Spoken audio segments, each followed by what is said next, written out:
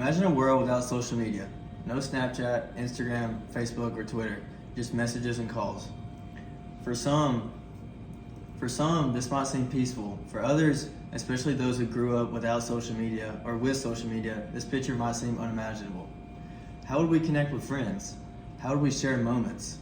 Today, social media has become so ingrained in our daily lives that it shapes the way we communicate, the way we see ourselves, and the way we relate to others. Today, I'm going to talk about how social media affects our communication and our relationships, our mental health, and even our society as a whole. Let's start by looking at how social media has changed our communication. Social media has introduced a whole new way of talking to each other. Instead of just words, we use emojis, GIFs, and photos to convey our feelings. If you're happy, you'll send a laughing emoji. If you're sad, you'll send a crying emoji. And with GIFs, it's just easier just to send one GIF instead of writing out a whole sentence. Have you ever noticed how awkward it can feel to talk to someone in person when you're just so used to communicating with them online? Social media has also transformed the way we maintain relationships. It's incredible to be able to keep up with friends and family across the world, but this constant connectivity comes with a cost. Sometimes we spend so much time engaging with people online that we lose touch with those physically around us. Our close relationships can even suffer from jealousy and insecurity because of things we see online, or even images that make us question our own relationships. Now, as much as social media impacts how we talk and connect, it also affects us in a deeper way. It affects our mental health. Studies show that people who spend more time on social media, especially younger people, tend to experience higher rates of anxiety, depression, or loneliness. Why? Because social media has become a place where we constantly compare ourselves to others. We see influencers and celebrities showing off perfect lives, perfect bodies, and perfect relationships, and it can make us feel inadequate in comparison.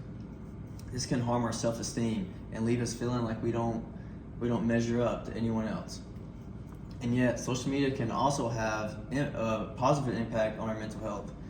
It provides groups where you can talk to people about your problems and what you struggle with. You can also get advice and connect with others who understand your struggles and have been through what you've been through. In these spaces, social media becomes a place of comfort rather than a place of comparison. But social media isn't just influencing us as individuals, it's shaping society as a whole. Take trends, for example. Social media sets the stage for new trends, opinions, and even social movements. But with this influence comes responsibility. And unfortunately, misinformation is spread everywhere. You can open up social media and there can be misled news, and of course, you might believe it and it can be wrong the entire time. The speed at which information spreads on social media is both a blessing and a curse.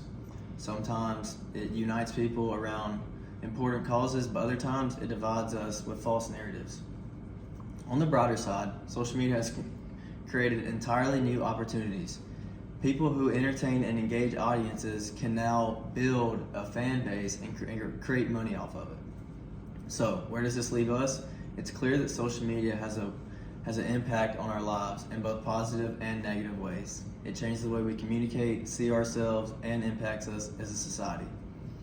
Ultimately, social media is a tool, and like any tool, it's all about how we choose to use it. Let's think of how we engage with it. Let's use it to connect with people, to find support, and to share meaningful moments. Social media has the potential to bring us together in ways we never imagined. It's up to us to decide whether it builds us up or breaks us down. Thank you.